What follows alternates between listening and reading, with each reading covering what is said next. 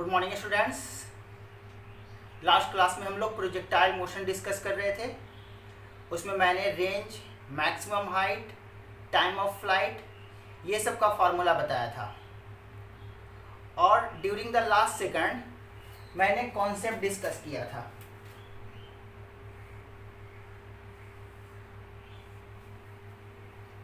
क्या डिस्कस किया था कि अगर किसी प्रोजेक्टाइल को u स्पीड से प्रोजेक्ट करते हैं और एंगल थीटा हो, तो किसी टाइम पर वही प्रोजेक्टाइल हॉरिजॉन्टल से अगर अल्फा एंगल बना रहा हो और उसका वेलोसिटी v हो और यहाँ पर का टाइम t हो, तो ये टाइम, ये एंगल अल्फा और u 1, 2, 3, 4 इन 4 वेरिएबल में रिलेशन एस्टेब्लिश करना बताया था। और वो रिलेशन क्या बताया था? tan alpha equal to vy upon vx। vx तो u cos थीटा,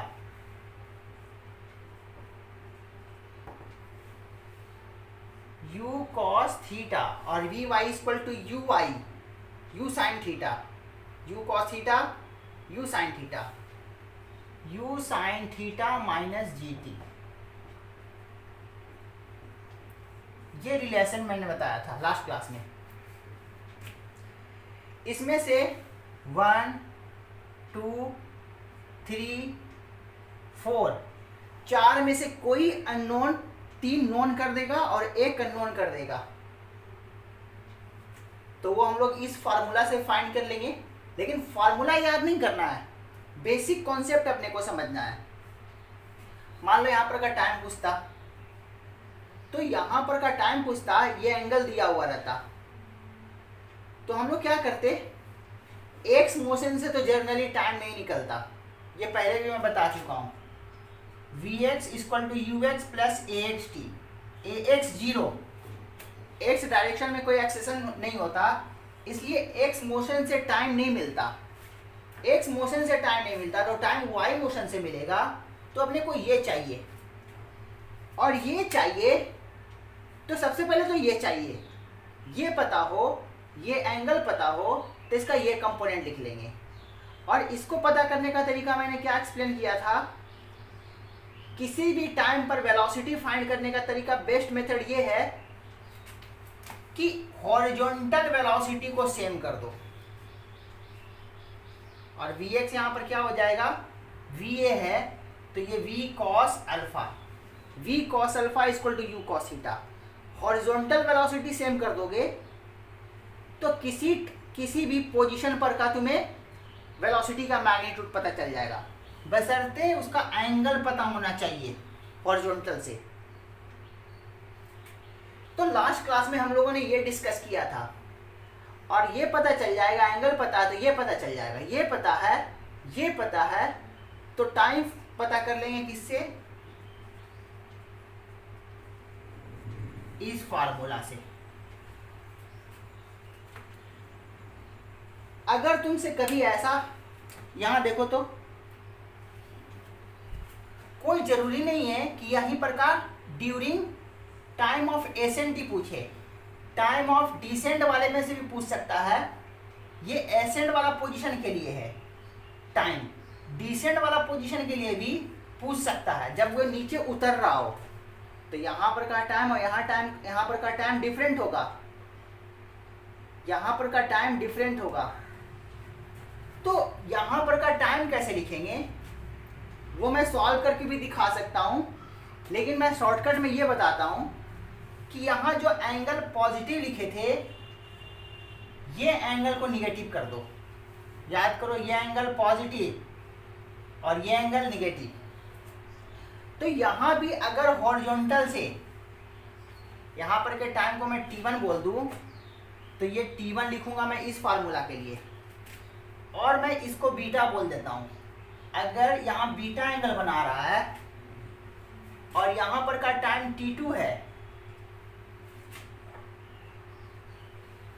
यहाँ पर का टाइम T2 है, तो क्या चेंजिंग करना है, जो एंगल यहाँ पॉजिटिव लिखे थे यहाँ पर के एंगल को नेगेटिव कर दो। तो क्या हो जाएगा, यहाँ पर बीटा मेरा नेगेटिव है, तो हम लोग मैग्नीट्यूड यूज करेंगे। मान लो ये 45 है, तो बीटा की जगह -45 यूज करेंगे हम लोग। अगर बीटा का मैग्नीट्यूड 45 है तो बीटा इक्वल टू -45 यूज करेंगे। तो अपने को क्या करना है, सिर्फ माइनस साइन बाहर निकाल लो। अगर यहाँ माइनस लगा दोगे तो यहाँ पर का ना टाइम होकर के यहाँ पर का टाइम हो जाएगा। तो मैं क्या कर रहा हूँ, यहाँ पर के टाइम को T2 बोल रहा हूँ, ये बीटा लिख रहा हूँ, minus tan beta equal to u sine theta minus g T2 upon u cos theta. तो देख लो सिर्फ क्या चेंजिंग है, यहाँ पर जो पॉजिटिव एंगल लिख रहे थे यहाँ के लिए नेगेटिव एंगल लिखेंगे, बाकी सब कुछ सेम। तो ड्यूरिंग एसेंट ऐसा भी क्वेश्चन पूछ सकता है कि अल्फा जो निकालने के लिए है वो पूछ सकता है ड्यूरिंग एसेंट या ड्यूरिंग डिसेंट भी। ऊपर जाते समय भी पूछ सकता है, नीचे जाते समय भी पूछ सकता है। तो ऊपर जाते समय वाले के लिए ये फॉर्मूला यूज करेंगे और नीचे जाते वाले समय के लिए ये यूज करेंगे। अगर कुछ नहीं बोला तो हम दो टाइम निकालेंगे, क्योंकि अल्फा यहां बनाया है तो इधर भी कहीं अल्फा बनाएगा। जब ऊपर जाते समय किसी पोजीशन पर हॉरिजॉन्टल के साथ अल्फा बनाया है तो नीचे जाते समय भी किसी टाइम पर हॉरिजॉन्टल से अल्फा एंगल बनाएगा। तो मेरा दो टाइम मिलेगा, ये बात क्लियर होना चाहिए। तो मैं सिर्फ इससे एक क्वेश्चन करता हूं पहले, इसी सब से, इन दोनों कॉन्सेप्ट से, ताकि तुम्हें फील आए कि कैसे देखते हैं। क्वेश्चन में नहीं लिख रहा, लैंग्वेज में एक्सप्लेन कर रहा हूं। A projectile is projected with a speed 10 metre per second, making an angle 60 degree with the horizontal. Find time when projectile makes an angle 30 degree with the horizontal।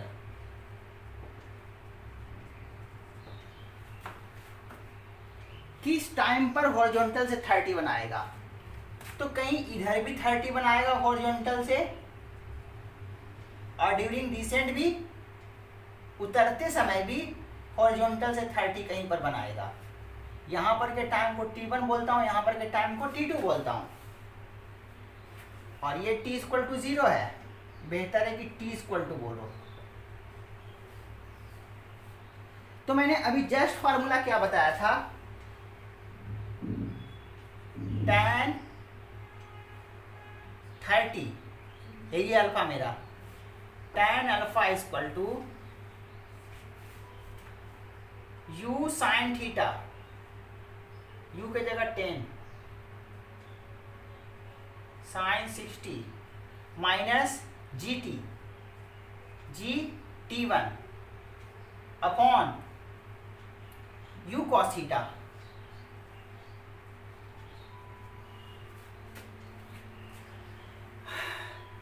यहां से वैल्यू सॉल्व कर लेंगे, मैं value नहीं solve करता।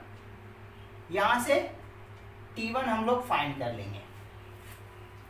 अब आ जाओ T2 के लिए।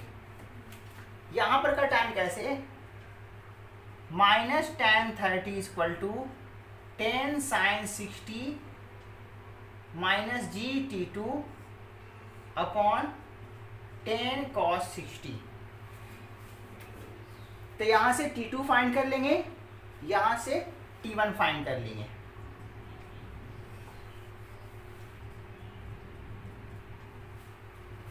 ये हो गया। अब इसी क्वेश्चन को इसमें एक क्वेश्चन और पूछ सकता है तुमसे। कैसे पूछ सकता है, इसी क्वेश्चन में मैं फ्रेम कर देता हूं। तुमसे ऐसे पूछ सकता है कि जब प्रोजेक्टाइल हॉरिजॉन्टल से 30 से कम एंगल बना रहा था, हॉरिजॉन्टल से 30 से कम एंगल बना रहा था, वो टाइम इंटरवल बताओ। तो इधर देखो, तो यहां तक तो 30 से ज्यादा बना रहा होगा, यहां पर 30, और इधर क्या हो रहा होगा 30 से ज्यादा, और इधर क्या हो गया होगा 30 से कम। 30 से कम कब तक, यहां पर 30, और जैसे ही आगे बढ़ेंगे 30 से ज्यादा। तो हम कह सकते हैं कि 30 से कम एंगल जो बना हॉरिजॉन्टल के साथ, वो इसी टाइम पीरियड के लिए था। मतलब तुमसे क्या पूछना चाह रहा है, T2 माइनस T1। मैं फिर से क्वेश्चन बोल रहा हूं, इसी क्वेश्चन में क्या पूछ देगा तुमसे, मैं क्वेश्चन लिख देता हूं। Find time interval for which projectile makes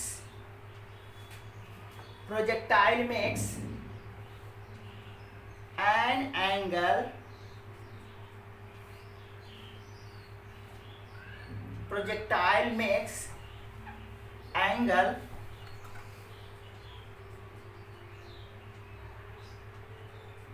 less than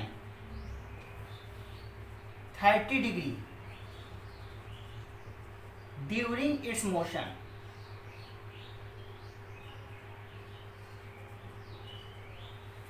किस टाइम इंटरवल के लिए प्रोजेक्टाइल 30 डिग्री से कम एंगल बना रहा है।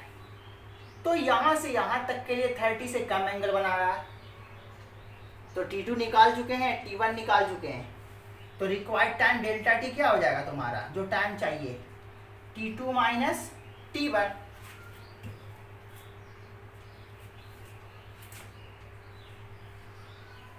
तो यहां से ये भी फाइंड कर लिया। अच्छा, इसी क्वेश्चन में एक और क्वेश्चन पूछ सकता है। वो कैसे पूछेगा, इसी क्वेश्चन के लिए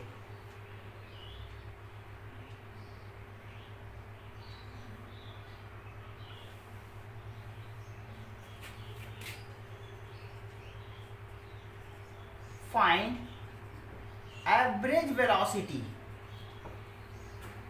velocity for which projectile makes an angle less than 30 degree during its motion. Time interval ना निकाल करके तुमसे पूछ दे एवरेज वेलोसिटी।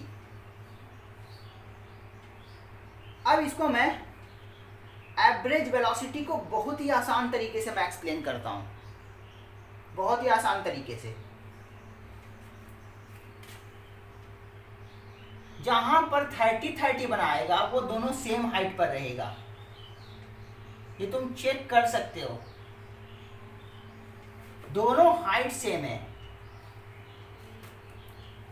अब सेम हाइट पर ये मैंने बताया था कि वर्टिकल वेलोसिटी का मैग्नीट्यूड सेम होता है। जो यहां पर वेलोसिटी का मैग्नीट्यूड वही यहां पर वेलोसिटी का मैग्नीट्यूड, डायरेक्शन सिर्फ अपोजिट। जो यहां पर मैग्नीट्यूड वही यहां पर मैग्नीट्यूड, जो यहां पर मैग्नीट्यूड वही यहां पर, जो यहां पर वो यहां पर, ऐसे ही घटते घटते इधर ऊपर, मैक्सिमम हाइट के इधर वर्टिकल वेलोसिटी ऊपर, मैक्सिमम हाइट के इधर वर्टिकल वेलोसिटी नीचे। और ध्यान दो, अगर मैं एवरेज करूं तो इस निगेटिव ये पॉजिटिव से कैंसिल, वैसे ही ये निगेटिव इस पॉजिटिव से कैंसिल, ये निगेटिव इस पॉजिटिव से कैंसिल। इस तरह से यहां से लेकर यहां तक इधर वाला का अपवर्ड वेलोसिटी और इधर वाला का डाउनवर्ड वेलोसिटी, तो एवरेज वेलोसिटी वर्टिकली जीरो हो जाएगा। वर्टिकल वेलोसिटी क्या हो जाएगा, एवरेज जीरो। और हॉरिजॉन्टल तो तुमको पता ही है कि हॉरिजॉन्टल हर जगह v cos थीटा होता है। तो हॉरिजॉन्टल जब हर जगह सेम है तो फिर एवरेज भी वही रह जाएगा। अगर वेलोसिटी का मैग्नीट्यूड चेंज करेगा तभी तो चेंज होगा, एवरेज चेंज होगा। अगर वेलोसिटी का मैग्नीट्यूड कांस्टेंट हो तो एवरेज वेलोसिटी का मैग्नीट्यूड कांस्टेंट ही रहेगा। तो देखो, तो हॉरिजॉन्टल वेलोसिटी कांस्टेंट था तो हॉरिजॉन्टल का एवरेज u cos थीटा ही रह जाएगा और वर्टिकल का एवरेज कैंसिल हो जाएगा। इसलिए जो यहां पर आंसर होगा v एवरेज का वो u cos थीटा हो जाएगा। अब ध्यान दो, जो मैंने क्वेश्चन एंगल में पूछा था, ये कोई जरूरी नहीं कि तुम्हें एंगल में पूछे, ऐसे पूछ सकता है। एंगल ना बोल करके ऐसे बोल दे कि मैक्सिमम हाइट के आधे हाइट, मैक्सिमम हाइट कुछ है, उसके आधे हाइट पर जब प्रोजेक्टाइल है, जित आधे हाइट के ऊपर, मान लो ये h है और ये h/2 है, ये h/2 है, तुमसे पूछ देगा कि मैक्सिमम हाइट के आधे हाइट के ऊपर जितना टाइम तक रहा प्रोजेक्टाइल, इतना टाइम तक रहा, उसमें एवरेज वेलोसिटी बताओ। तो एवरेज वेलोसिटी जैसे मैंने अभी एंगल के लिए बोला था, वही हाइट के लिए भी हो जाएगा। क्योंकि देखो ना, यहाँ पर ऊपर, यहाँ पर नीचे, यहाँ पर ऊपर, यहाँ पर नीचे, यहाँ पर ऊपर, यहाँ पर नीचे, ऊपर नीचे, वर्टिकल कैंसिल होता चला जाएगा और हॉरिजॉन्टल सब सेम है। इसलिए average velocity u cos theta रहेगा। अब मैं फाइनल कंक्लूजन कर रहा हूं। सेम हाइट वाला पोजीशन कहीं का रहे, यहां से यहां बोलो, ड्यूरिंग टाइम ऑफ फ्लाइट बोलो, या यहां से यहां, या यहां से यहां, या यहां से यहां, सेम हाइट में यहां से यहां तक का average velocity u cos theta ही रहेगा। क्यों? क्योंकि वर्टिकल कैंसिल होता जाएगा और हॉरिजॉन्टल सबका u cos थीटा है, तो u cos थीटा ही रह जाएगा एवरेज। तो average velocity u cos theta होने का कंडीशन क्या है कि दोनों साइड का हाइट सेम होना चाहिए। अब उसको हाइट से बोल दे या बोल दे एंगल से। अगर हाइट सेम होगा तो एंगल भी सेम होगा। अगर ये अल्फा तो ये भी अल्फा होगा। सेम हाइट पर जैसे वेलोसिटी का मैग्नीट्यूड सेम होता है, वैसे जैसे वर्टिकल वेलोसिटी का मैग्नीट्यूड सेम होता है, हॉरिजॉन्टल वेलोसिटी तो कांस्टेंट ही रहता है, एंगल भी सेम होता है मैग्नीट्यूड वाइज सेम हाइट पर। तो कॉन्सेप्ट क्या है? सेम हाइट के बीच का टाइम इंटरवल में average velocity u cos theta. अब वो हाइट h/2 हो, h/3 हो, h/4 हो, जैसा भी हो, उस हाइट के बीच के टाइम इंटरवल में average velocity u cos theta. इसको मैं दूसरे तरीके से भी एक्सप्लेन कर सकता हूं, तो मैं वही एक्सप्लेन कर देता हूं। और तुमसे ऐसे भी पूछ सकता है कि जब प्रोजेक्टाइल, तब एंगल में बोला था, अब मैं हाइट के टर्म में बोल रहा हूं, जब प्रोजेक्टाइल आधे हाइट के ऊपर रहा, आधा हाइट ये है, आधे हाइट के ऊपर यहां तक रहा, ये टाइम बताओ। तब एंगल से टाइम पूछा था, अब हाइट के टर्म में, हाइट दिया हुआ रहे तब टाइम बताओ। और एवरेज तो जीरो हो, एवरेज तो u cos थीटा होगा ही। तो मैं इसके लिए टाइम एक्सप्लेन करता हूं और एवरेज वेलोसिटी भी एक्सप्लेन करता हूं।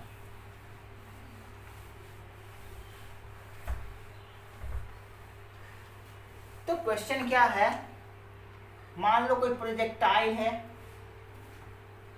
u स्पीड से थीटा एंगल से मैंने फेंका। Suppose maximum height capital H है। तुमसे पूछ देगा कि मैक्सिमम हाइट के आधे हाइट के ऊपर जब तक रहा, उसका टाइम इंटरवल बताओ और एवरेज वेलोसिटी भी बताओ। तो मैं यहां पर दोनों क्या फाइंड करने जा रहा हूं? वी एवरेज किसके लिए? For the time interval t2 minus t1 के लिए। और क्या फाइंड करने जा रहा हूं? t2 minus t1। ये दो फाइंड करने जा रहा हूं। तो ये तो मैंने पहले ही एक्सप्लेन कर दिया कि वर्टिकल वेलोसिटी मैग्नीट्यूड में सेम और डायरेक्शन में अपोजिट होने के कारण वर्टिकल वाला कैंसिल आउट हो जाएगा और हॉरिजॉन्टल वाला सेम है, इसलिए ये वैल्यू आना चाहिए u cos थीटा। मैं इसको दूसरे मेथड से एक्सप्लेन करता हूं। ये देखो तो सेम हाइट है दोनों, तो ये जो डिस्प्लेसमेंट होगा वो x डायरेक्शन का डिस्प्लेसमेंट है। अगर मैं इसे x बोलूं और इसे y बोलूं तो ये डिस्प्लेसमेंट मेरा x है। तो यहां पर के x को मैं x1 कहता हूं, यहां पर के x को मैं x2 कहता हूं। तो मेरा डिस्प्लेसमेंट कितना हो जाएगा? x2 minus x1। V average x2 minus x1 upon time interval t2 minus t1। अब x डिस्प्लेसमेंट कैसे लिखते थे? u cos theta t minus half x t square. ये x तो 0 होता था, x ये जहां पर का टाइम वहीं पर का x, यहां पर के टाइम के लिए x1, यहां पर के टाइम के लिए x2। तो क्या हो जाएगा? x2 कितना? u cos theta into t2 minus u cos theta cos theta into t1 upon t2 minus t1। अब ध्यान दो, u cos थीटा मैं कॉमन कर लेता हूं।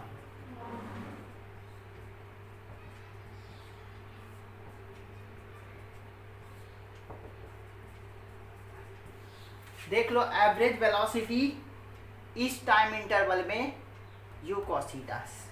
सिर्फ हाइट सेम होना चाहिए, जो भी हाइट हो उसके ऊपर का टाइम इंटरवल में एवरेज वेलोसिटी यही होगा।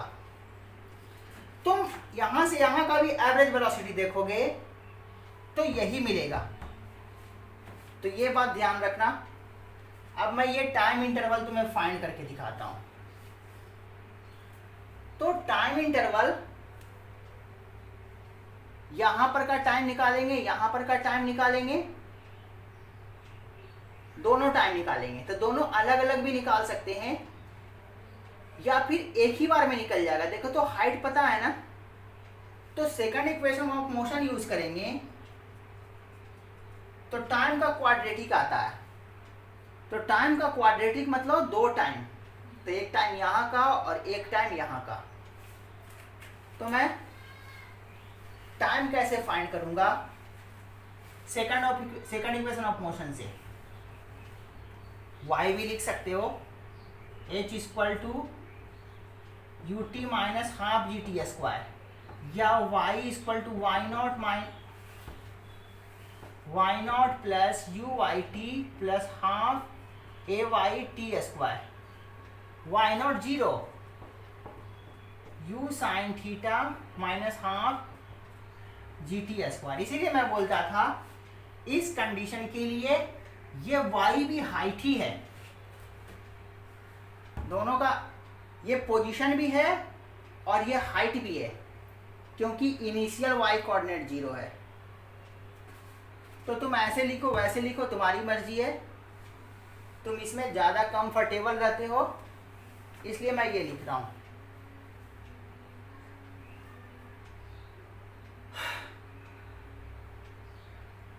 अब जहां पर का हाइट पुट करेंगे वहीं पर का टाइम। तो अपने को यहां पर का हाइट, ये हाइट पता है, अगर u दे दे थीटा दे दे तो h तो निकाल ही लेंगे, और h पता चल जाएगा तो उसमें हाफ कर देंगे तो h/2। तो ये हाइट अपने को पता है। अभी तो मैं जनरली लिख रहा हूं, जब न्यूमेरिकल वैल्यू देगा तो हम h का वैल्यू फाइंड कर लेंगे।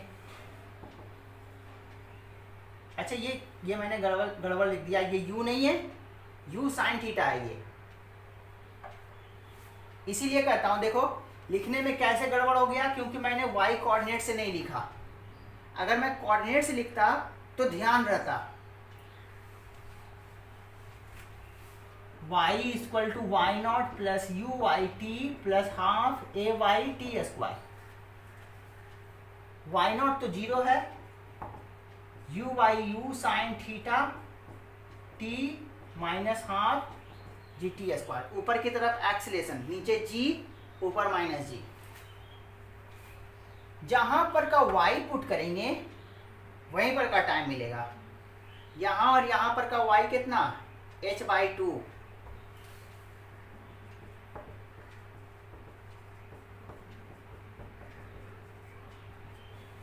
यहां से half g t square minus u sine theta t plus h/2 equal to 0। अगर न्यूमेरिकल वैल्यू सब कुछ पता होता, ये 60 डिग्री होता, ये 10 मीटर पर सेकंड होता, तो ये h भी फाइंड कर लेते, h का वैल्यू रख देते, u का वैल्यू रख देते, थीटा का वैल्यू रख देते, g का वैल्यू मान लो 10। तो ये आसान सा क्वाड्रेटिक एक आता और इस क्वाड्रेटिक का 2 वैल्यू मिलता, 2 वैल्यू मिलता, एक t1 मिलता, एक t2 मिलता। कम वाला टाइम को t1 बोलते, ज़्यादा वाला टाइम को t2 बोलते। तो यहाँ से 2 टाइम अपने को मिलेगा, क्वाड्रेटिक सॉल्व कर लेंगे तो। अब दोनों टाइम को पता हो गया तो t2 माइनस t1, जो कि अपने को पूछ रहा था टाइम इंटरवल, कौन सा टाइम इंटरवल जिसमें प्रोजेक्टाइल मैक्सिमम हाइट के आधे हाइट के ऊपर रहे, मैक्सिमम हाइट का आधे हाइट के ऊपर रहे, वो टाइम इंटरवल। तो देख लो, मैं इसको सॉल्व इसलिए नहीं कर रहा क्योंकि इसको सॉल्व करना कोई ज़रूरी नहीं है, कॉन्सेप्ट अपने को सीखना है और यहाँ से कुछ खास मिलने नहीं जा रहा। झूठ मूठ का इक्वेशन सॉल्यूशन कॉम्प्लिकेटेड होगा, न्यूमेरिकल वैल्यू रहेगा, बहुत ही इजीली t1 t2 फाइंड हो जाएगा अपने को।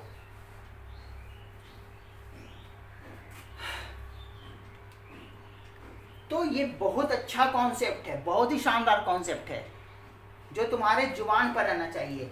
ये तो खैर रटा रटाया सा आंसर है, इसे फाइंड करना पड़ेगा, इसे फाइंड करना पड़ेगा। कैसे मैंने सिखाया है,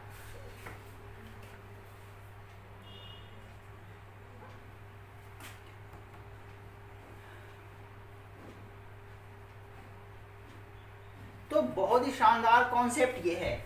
और ऐसे ही टाइप का क्वेश्चन कंपटीशन में पूछता है, बल्कि इससे भी अच्छा। अब मैं वापस आता हूं,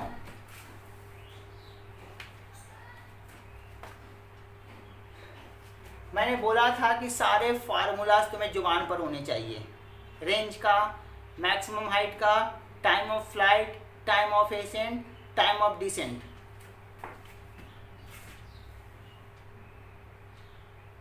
तो रेंज का फार्मूला क्या, u square sine 2 theta by g, जैसे मुझे याद है वैसे तुम्हें याद होना चाहिए।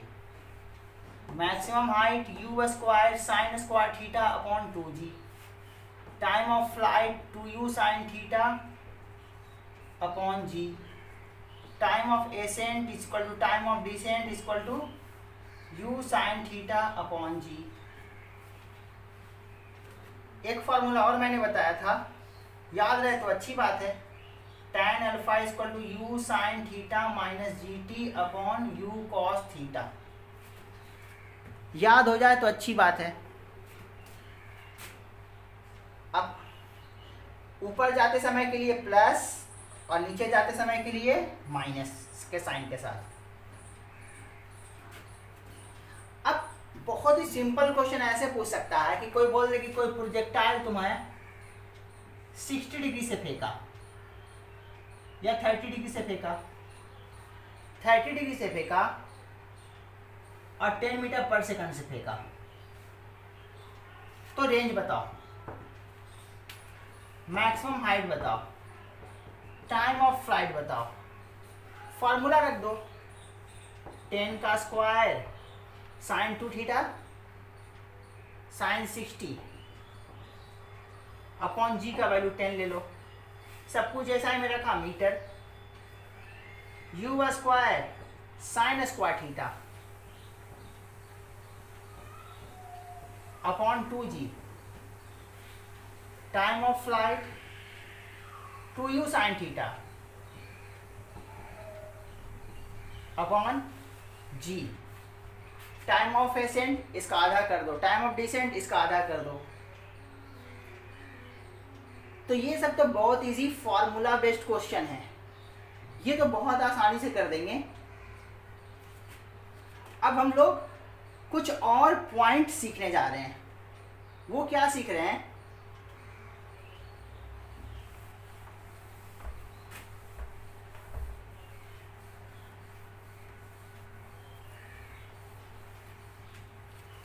किसी प्रोजेक्टाइल को हम लोग फेंकते हैं, प्रोजेक्टाइल कहीं भी रहे उसका एक्सेलरेशन हमेशा किधर, नीचे की तरफ कहीं भी रहे ड्यूरिंग एंटायर मोशन, हर जगह एक्सेलरेशन का मैग्नीट्यूड g और डायरेक्शन डाउनवर्ड। इसलिए बोलते हैं, बहुत इंपॉर्टेंट पॉइंट है, ऑब्जेक्टिव में पूछ भी देता है कभी कभी। तो क्या है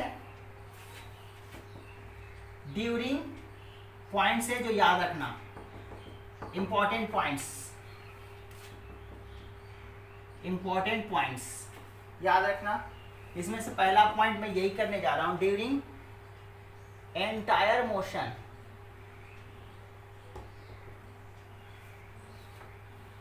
of a projectile its acceleration remains constant, और किधर, vertically downward, magnitude by g। तो याद रखना बहुत अच्छे से। और क्या क्या कांस्टेंट हो सकता है, ये तो हम जानते हैं, हॉरिजॉन्टल वेलोसिटी भी कांस्टेंट होता है, इट्स एक्सेलरेशन रिमेन्स कांस्टेंट। मैं इसमें और क्या कर देता हूं,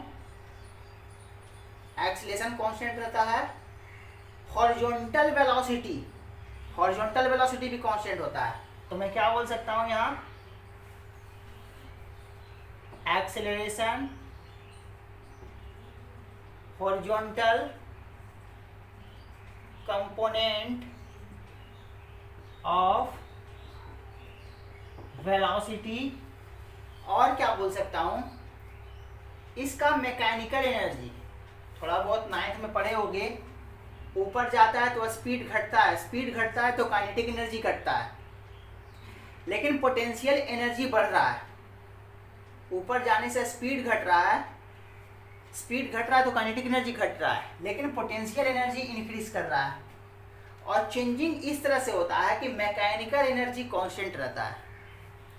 तो ये भी बोल सकते हैं acceleration horizontal component of velocity,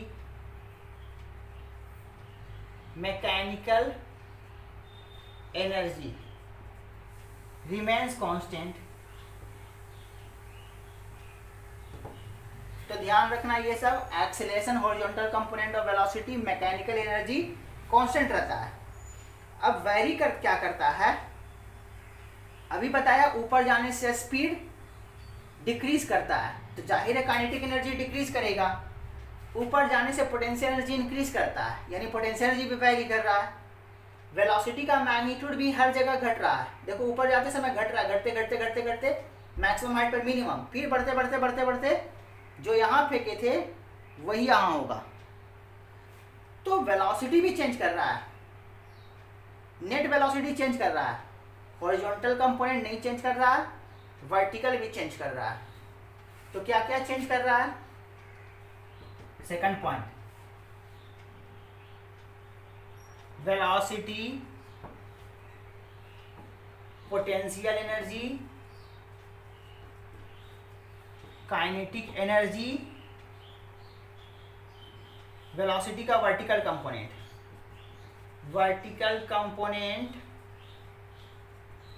of velocity. Velocity, potential energy, kinetic energy, vertical component of velocity changes. ये ध्यान रखना, बहुत इंपॉर्टेंट पॉइंट से ऑब्जेक्टिव में क्वेश्चन पूछे जा सकते हैं यहाँ से। कुछ और बात करते हैं।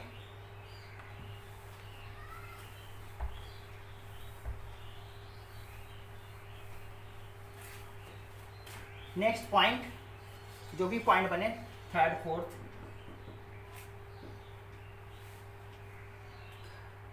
आर इक्वल टू क्या लिख रहे थे, u square sine 2 theta by ji.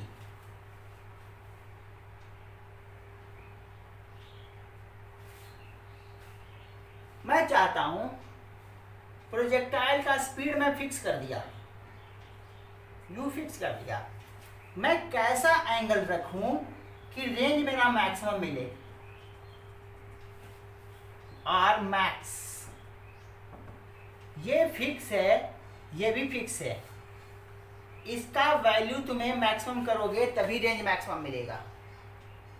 Sign 2 theta का मैक्सिमम वैल्यू, तो साइन 2 थीटा, साइन का मैक्सिमम वैल्यू कितना होता है,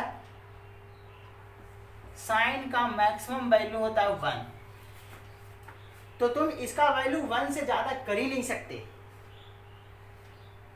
ये तो फिक्स है, ये भी फिक्स है, तो इसको मैक्सिमम करने के लिए इसको मैक्सिमम करना पड़ेगा, और इसका मैक्सिमम वैल्यू 1, यानी आर मैक्स कितना, यू स्क्वायर अपॉन जी। इससे ज्यादा तुम रेंज का वैल्यू मैक्सिमम कर ही नहीं सकते।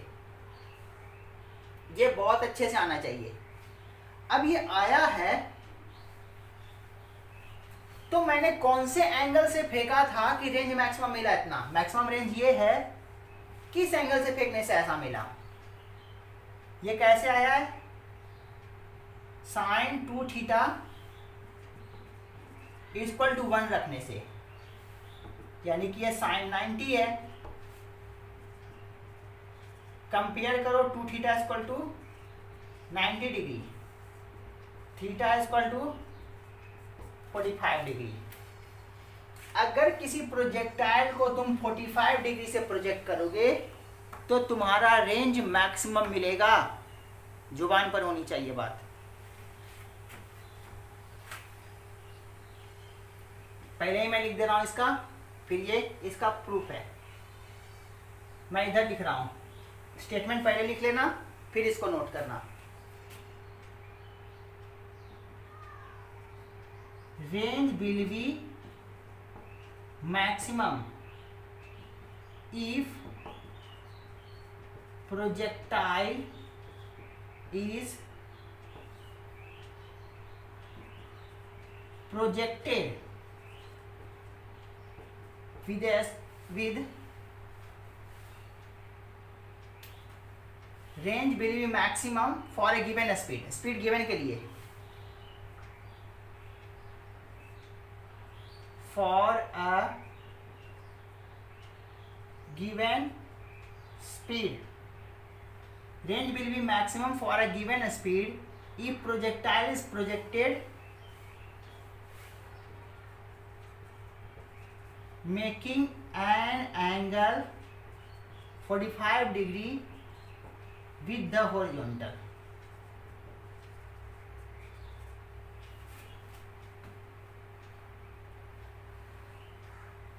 जब मैक्सिमम रेंज मिल रहा था उस वक्त का मैक्सिमम हाइट कितना, जब मैक्सिमम रेंज मिल रहा था मतलब इतना एंगल से फेंके होंगे, उस वक्त का मैक्सिमम हाइट कितना, मतलब इस एंगल के लिए मैक्सिमम हाइट पूछ रहा है। तुमसे पूछ सकता है जब रेंज मैक्सिमम हो उस वक्त का मैक्सिमम हाइट बताओ, यानी कि 45 डिग्री से फेंकेंगे, रेंज मैक्सिमम 45 डिग्री पर होता है, तो उसके लिए एज कितना,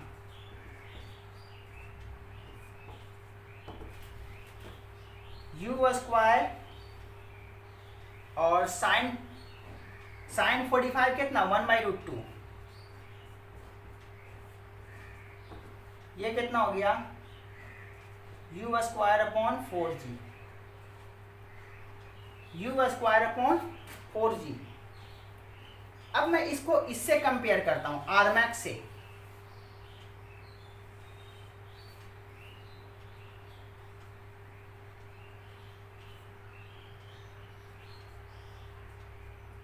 देख लो,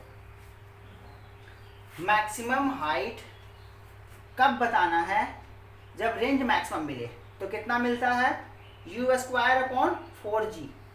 अब वो मैक्सिमम रेंज से रिलेट करके बता रहा हूं मैं, मैक्सिमम हाइट से, मैक्सिमम सॉरी, अगर यू स्पीड से फेंक रहा हूं तो मैक्सिमम रेंज इतना, रेंज मैक्सिमम तो मैक्सिमम हाइट कितना, यू स्क्वायर अपॉन 4g। अब मैं इसी मैक्सिमम हाइट को रेंज के टर्म में लिख रहा हूं, तो आया कितना, आर मैक्स अपॉन 4। तो ये रिलेशन भी तुम्हें याद नहीं करना है, बहुत अच्छे से आना चाहिए, तुम्हें समझ में आना चाहिए, क्योंकि क्वेश्चन कैसे भी पूछ सकता है रिलेट करके, कुछ भी रिलेशन रख सकता है तुमसे। तुम्हें बस कॉन्सेप्ट आने चाहिए, रिलेट करने आना चाहिए। तो ये भी हो गया।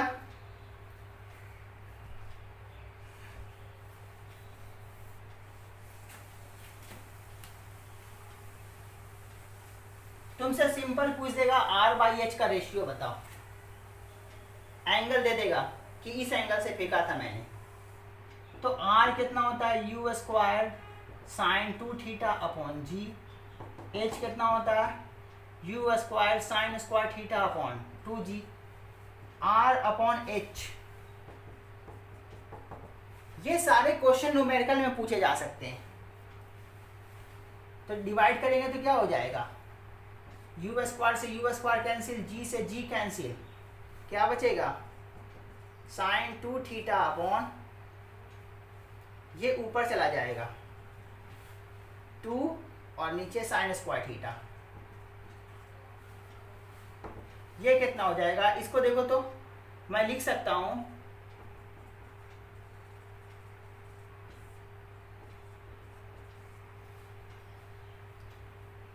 एक साइन थीटा से sine theta cancel, 4 upon sine theta upon cos theta.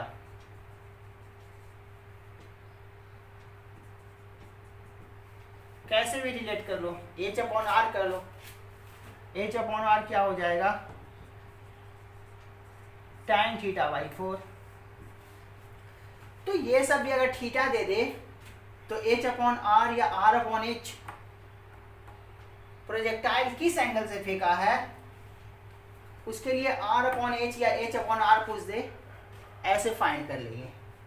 तो ये सब न्यूमेरिकल्स हैं, ये जो मैं बता रहा हूं ये कोई मैं एक्सप्रेशन वगैरह नहीं बता रहा, ये तो अब सारे पहले से सीख चुके हैं, उसके अकॉर्डिंग तुमसे क्वेश्चन पूछ देगा, एच अपॉन आर बताओ, आर अपॉन एच बताओ, थीटा दिया हुआ रहेगा।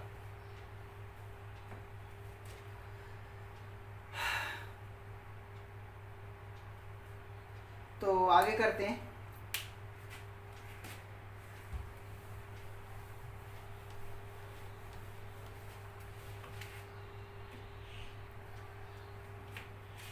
एक कॉन्सेप्ट और सिखाता हूं,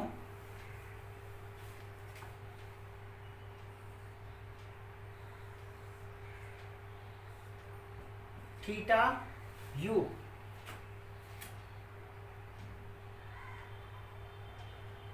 अच्छा, ऐसे भी पूछ देता है तुमसे, किस एंगल से मैं फेंकूं कि range equal to maximum height हो जाए, या फिर ऐसे और इससे जनरल तो n टाइम्स मैक्सिमम हाइट के बराबर हो जाए। ये तो h है मैक्सिमम हाइट। क्वेश्चन पूछ देगा find theta for which r equal to NH। n का वैल्यू कुछ भी हो सकता है क्वेश्चन के अकॉर्डिंग, हो सकता है कि 1 कर दे, तो 1 हो जाएगा। तो क्या हो जाएगा question, find theta for which range equal to maximum height.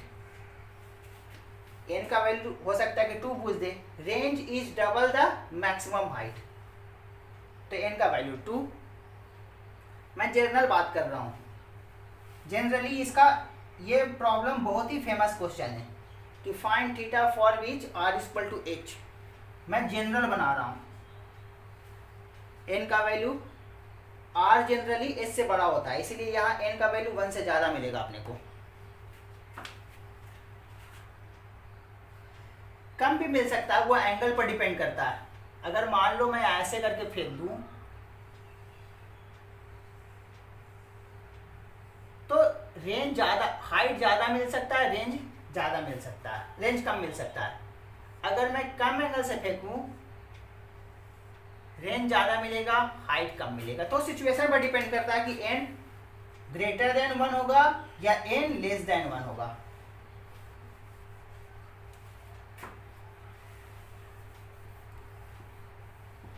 तो ये वाला क्वेश्चन बहुत फेमस है कि range equal to maximum height. मैं जनरल कर रहा हूं, एन का वैल्यू सिचुएशन के अकॉर्डिंग ग्रेटर देन 1 और लेस देन 1 भी हो सकता है। तो दोनों का फॉर्मूला लिख दो ना, इसी कंडीशन के लिए तो पूछ रहा है। तो आर का वैल्यू कितना, you square sine 2 theta upon ji, N you square sine square theta upon 2g, जी से जी कैंसिल, यू स्क्वायर से you square cancel, sign 2 theta को लिख सकते हैं 2 sine theta into cos theta, इधर से क्या लिख सकते हैं N sign square theta upon 2, एक साइन थीटा से एक sine theta cancel, cos theta को इधर ले आते हैं sign theta upon cos theta, tan theta equal to 4/n। ये जनरल है, theta equal to tan inverse 4/n। जब range equal to maximum height होगा n equal to 1, n equal to 1, theta equal to tan inverse 4।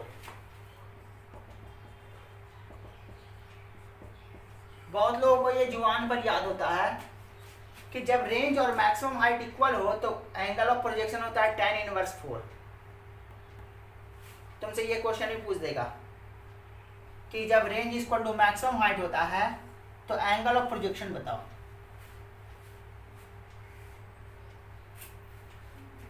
तो सब question है, ये सब मैंने जितना सिखा दिया, मैं ये सब नहीं भी बताता तो भी तुम रिलेशन बोला कि range equal to n times maximum height है तो थीटा बताओ, तो तुम फार्मूला रखते और जो कह रहा था वो पता कर लेते।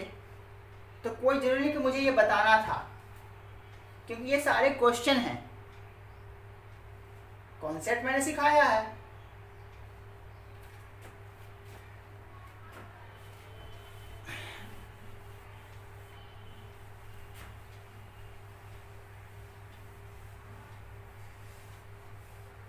अब मैं क्या सिखा रहा हूं, अगर किसी प्रोजेक्टाइल को 2 एंगल से मैं फेंकता हूं,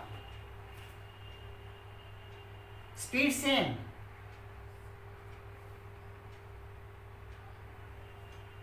स्पीड सेम,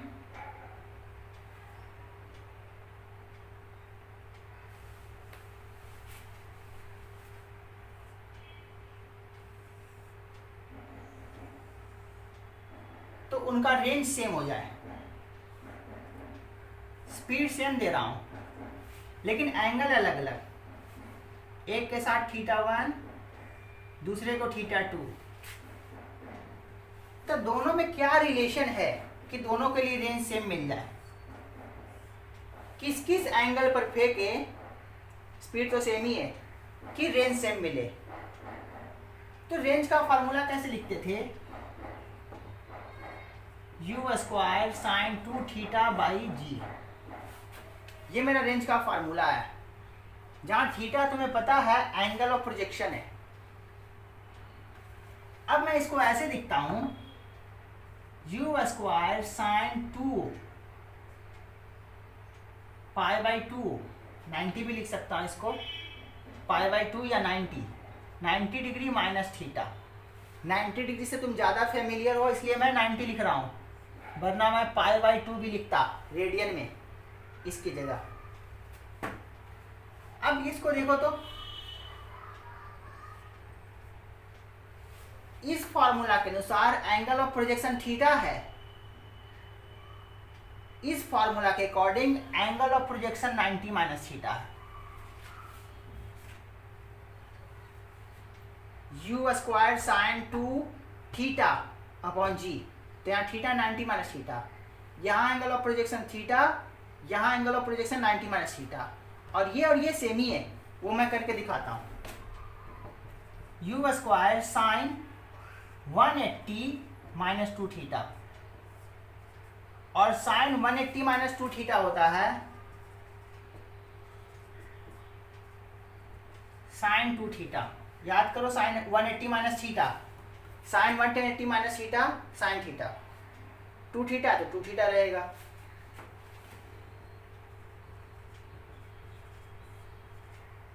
वही तो बना। मतलब एक एंगल को अगर एंगल ऑफ प्रोजेक्शन को थीटा कहेंगे, थीटा कहो या 90 माइनस थीटा कहो, एंगल ऑफ प्रोजेक्शन एक ही चीज है।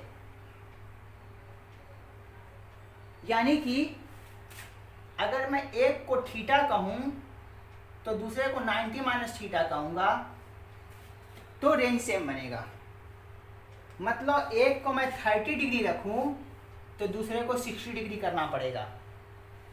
ये 15 डिग्री रखूंगा तो ये 75 डिग्री करना पड़ेगा।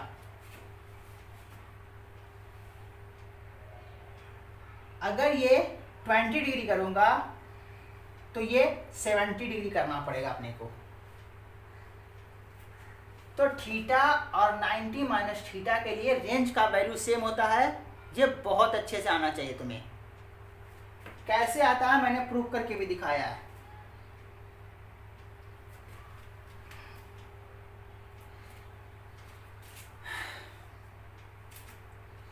एक कॉन्सेप्ट और करता हूं, इक्वेशन ऑफ ट्राइजेक्टरी बहुत इंपॉर्टेंट है। मैंने बोला था कि पैराबोलिक पाथ जो है, सॉरी, प्रोजेक्टाइल का पाथ पैराबोलिक होता है। तो पैराबोलिक कैसे पता चलेगा? इक्वेशन से। इक्वेशन देखकर ही हम बताते हैं कि इक्वेशन स्ट्रेट लाइन है कि सर्कल है कि पैराबोलिक है।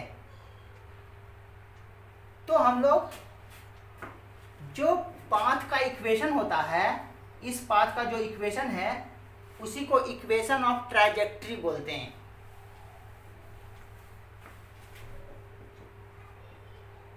Equation of trajectory. याद करो, एक्स मोशन के लिए मैंने कैसे लिखा था equation? u cos theta T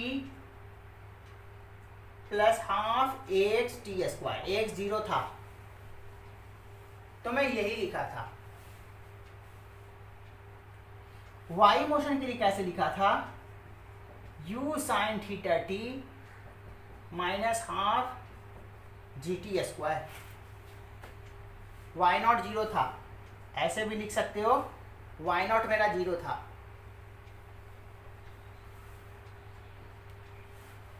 अब यहां से एक कॉन्सेप्ट भी मैं सिखाने जा रहा हूं और इक्वेशन ऑफ ट्राइजेक्टरी भी फाइंड करने जा रहा हूं। क्वेश्चन सॉल्व करना हो, कभी तुमसे ऐसे पूछ देगा, कोई इक्वेशन दे देगा तुम्हें और बोलेगा कि उस पाथ का इक्वेशन बताओ, फाइंड इक्वेशन ऑफ पाथ। कभी तुमसे ऐसे पूछ दे कि इक्वेशन ऑफ पाथ बताओ, पाथ का इक्वेशन बताना, मतलब वो स्ट्रेट लाइन है, सर्कल है, पैराबोला है, वो बताना।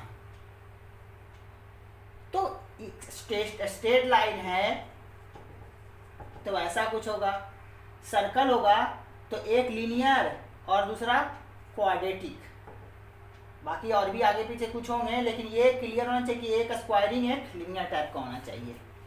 सर्कल है तो x square plus y square equal to something. तो इक्वेशन फाइंड करना मतलब एक्स वाई में रिलेशन फाइंड करना।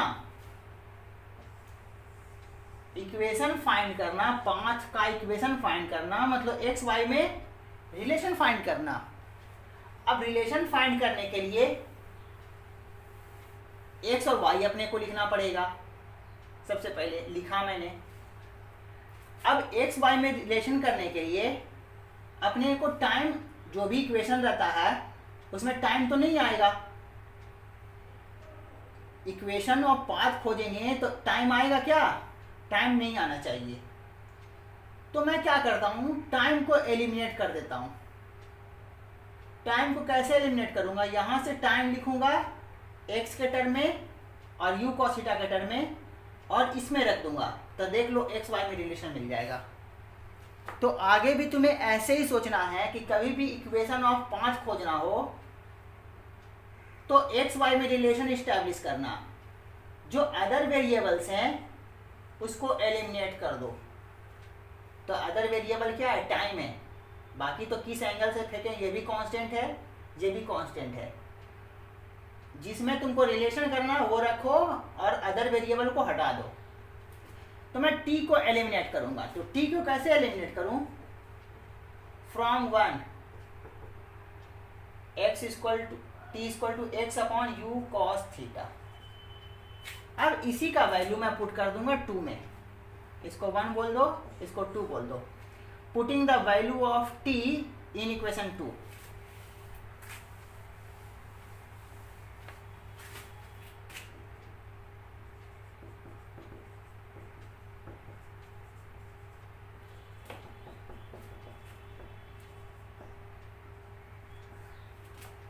y equal to u sine theta t, t की जगह x upon u cos theta minus half g t square, x square upon u cos theta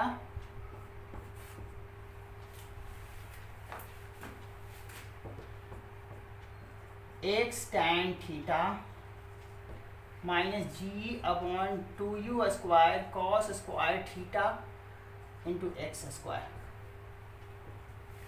ये अगर तुम्हें फार्मूला याद रहे तो अच्छी बात है, जरूरी है, ये याद रहना चाहिए।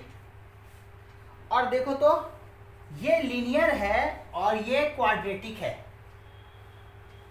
हालांकि मैंने तुम्हें सिर्फ कैसा सिखाया था, ये वाला नहीं रख के सिखाया था, ये जनरल है पैराबोला। मैंने तुम्हें स्टैंडर्ड, याद करो, स्टैंडर्ड पैराबोला सिखाया था, क्योंकि वहां सिखाता है जनरल तो कंफ्यूजन ज़्यादा होता। अपने को ज़्यादा उतना ही सीखना है कि अभी रफली समझ में आए सिचुएशन, क्योंकि सीखने का कोई लिमिट नहीं है। तो देखो तो y कैसा है? लीनियर है और x क्वाड्रेटिक है, पैराबोला का इक्वेशन। इसी के बेसिस पर बोलते हैं कि इक्वेशन ऑफ ट्रैजेक्टरी कैसा है? पैराबोलिक है, पैराबोलिक इक्वेशन। अब ये रिलेशन तुम्हें बहुत अच्छे से याद रहना चाहिए। अब मैं इसी को देखो तो y equal to a x minus b x square short form में बोल देता हूं। तो यहां से मैं बोल सकता हूं कि a क्या है? a मेरा tan थीटा है और b कितना है? g upon 2u square cos square theta. ये मेरा b है।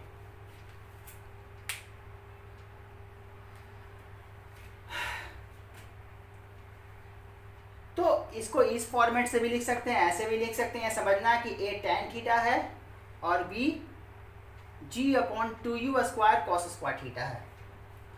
अब यहां से सबसे सिंपल इक्वेशन कैसे पूछा जा सकता है? सबसे इजी क्वेश्चन दिखाता हूं मैं।